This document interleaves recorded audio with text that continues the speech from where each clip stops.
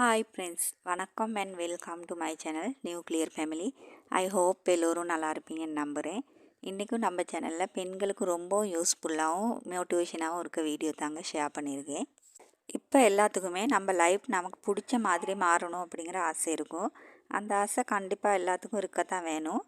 அந்த மாதிரி life change ஆகணும் அப்படின்னா நம்மளும் அதுக்கு ஏற்ற மாதிரி மாறித்தான் ஆகணும். நம்மளும் நம்மளோட சில விஷயங்களை மாற்றிக்க ஆரம்பிக்கும் போது தான் நம்மளோட லைஃப்பில் அடுத்த ஸ்டெப் போக முடியும். அதுக்கான சின்ன சின்ன விஷயங்களை தாங்க இன்றைக்கி உங்களோட ஷேர் பண்ணியிருக்கேன். நம்ம சேனலை ஃபஸ்ட் டைம் பார்க்குறவங்க சப்ஸ்கிரைப் பண்ணுங்கள். வீடியோவை ஸ்கிப் பண்ணாமல் கடைசி வரைக்கும் பார்த்துட்டு லைக் பண்ணுங்கள். உங்களோட ஒவ்வொரு லைக்கும் எனக்கு ரொம்பவும் மோட்டிவேஷனாக இருக்கும். இப்போ வீடியோக்குள்ளே போகலாம். ஃபஸ்ட் உங்களோட கனவுக்காக ஆசைப்படுங்க, விருப்பப்படுங்க. ஒரு விஷயத்தை நம்ம விரும்பினா மட்டும்தான் அது நம்ம கையில் வந்து கிடைக்கும். ஒருத்தர்கிட்ட நம்ம கேட்குறோம் உங்களுக்கு என்ன வேணும் அப்படின்னு.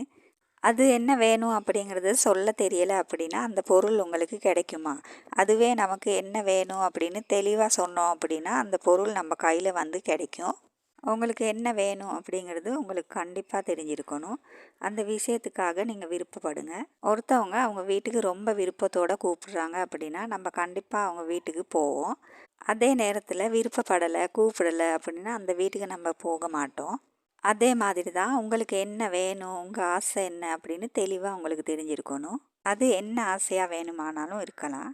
உங்களோட வாழ்க்கை மேம்படுத்துறதா இருக்கலாம். அதே மாதிரி மற்றவங்களுக்கு தொந்தரவு கொடுக்குற மாதிரி இருக்கக்கூடாது, அவ்வளவுதான். ஒரு பெரிய வீடு கட்டுறது, ஒரு பிஸ்னஸ் தொடங்குவது, இல்லை பசங்களை நல்லா பெரிய ஆளாக்கி பார்க்கணும் அப்படின்னு ஆசைப்படுறது, எதுவாக இருந்தாலும் பரவாயில்லை. உங்களோட விருப்பத்துக்கு நீங்கள் ஆசைப்படுறது அது உடனே இல்லை அப்படின்னாலும் பரவாயில்லை. ஒரு 5 வருஷத்துக்கு அப்புறம் இல்லை 10 வருஷத்துக்கு அப்புறம் அதற்கான காலம் வரும்போது அதை கண்டிப்பாக உங்களுக்கு கையில் வந்து கிடைச்சே தீரும். அடுத்ததாக பயப்படாதீங்க.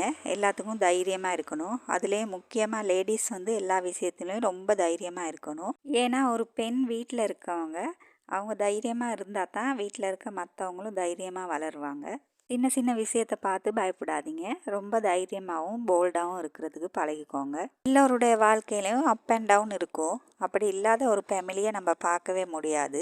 சில நேரங்களில் சில காலங்களில் நமக்கு ரொம்ப கஷ்டமாக சிரமமாக இருக்கும். அதில் இருந்து நம்ம மீண்டு வரத்தான் போகிறோம். அதுக்காக நேரம் வரும்போது கண்டிப்பாக மேலே வந்துடுவோம். அதை நினச்சி பயப்படாதீங்க. முன்னாடி நடந்தது இனிமே என்ன நடக்க போகுது அப்படிங்கிறத பார்த்து பயப்படுறதெல்லாம் தேவையில்லாத விஷயங்கள். நீங்கள் பயப்பட ஆரம்பிச்சிட்டீங்க அப்படின்னா உங்கள் உடம்புலையும் பிரச்சனைகள் அதிகமாக வரும், நோய்களும் அதிகமாகிரும். பயம் பாதி நோய் பாதின்னு சொல்லுவாங்க. பயப்படுறவங்களுக்கு நோய் வந்து அதிகமாக இருக்கும்.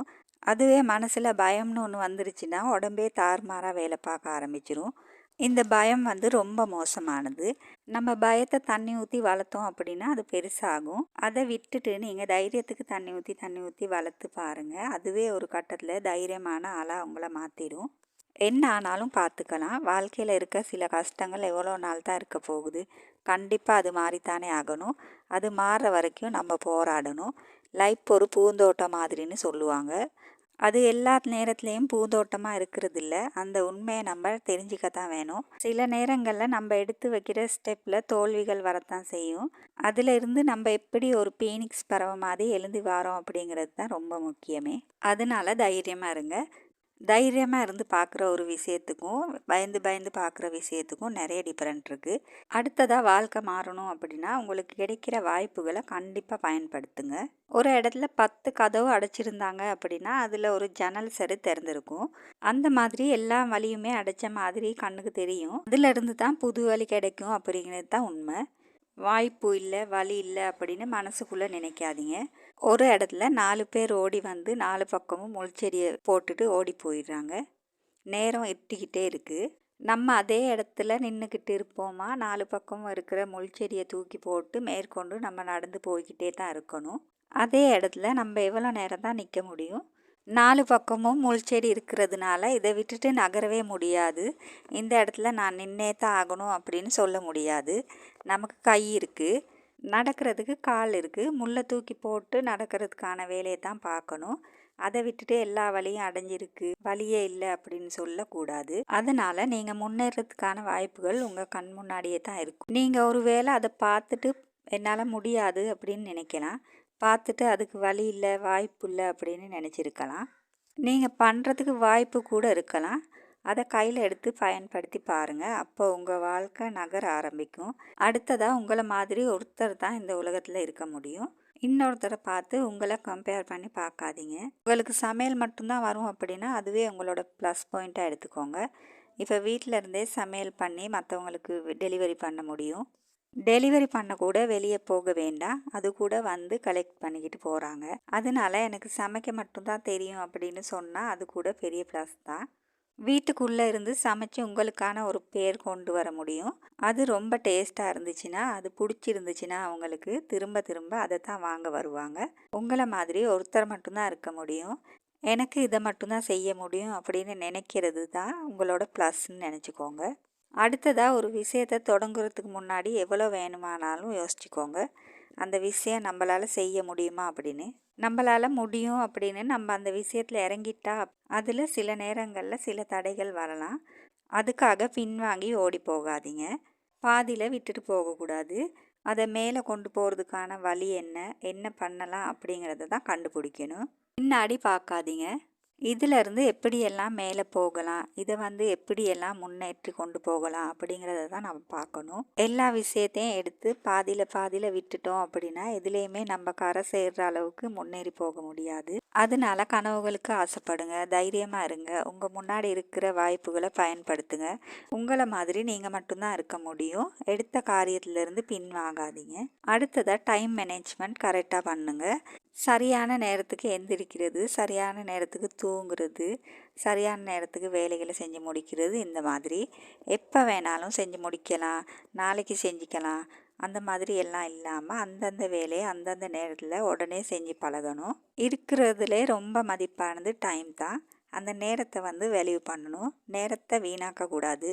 கிடைக்கிற நேரத்தை சரியாக யூஸ் பண்ணிங்கன்னா உங்கள் வாழ்க்கை முன்னேறும். எது உங்களுக்கு புகழை தருமோ, எது உங்களுக்கு பணத்தை தருமோ, எது உங்களுக்கு மன நிம்மதியும் சந்தோஷத்தையும் தருமோ அதுக்கு உங்களோட டைமை செலவு பண்ணுங்கள். மற்ற விஷயத்துக்கெல்லாம் நம்ம நேரத்தை செலவு பண்ணுறோம் அப்படின்னா அது சும்மா தான்.